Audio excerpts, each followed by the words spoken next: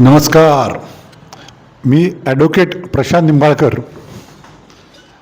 आज आपण पाहणार आहोत ॲटॉर्नी जनरल आणि ॲडव्होकेट जनरल यातील फरक, डिफरन्स.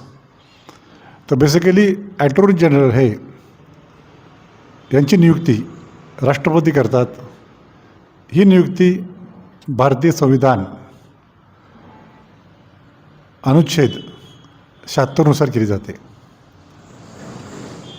ॲडव्होकेट जनरल यांची नियुक्ती राज्यपाल करतात आणि ही नियुक्ती भारतीय संविधान अनुच्छेद 165 नुसार केली जाते. मग थोडक्यात सांगायचं तर ॲटॉर्नी जनरल हे